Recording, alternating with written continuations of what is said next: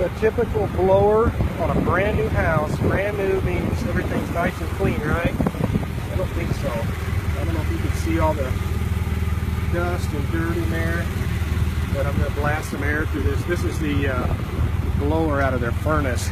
This is how much sheetrock dust gets into the ductwork while they're building the house. I'm going to blow it out and you'll see a huge cloud of dust, I'm sure.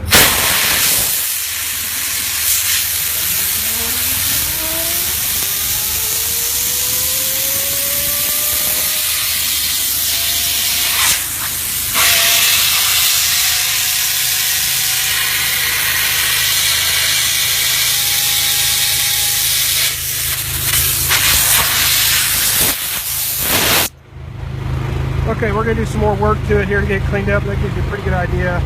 Just because the house is new, doesn't mean everything's nice and clean and shiny. There's a lot of dust that goes into building a house, so it's always important to get ductwork cleaned if you want to keep your new home clean.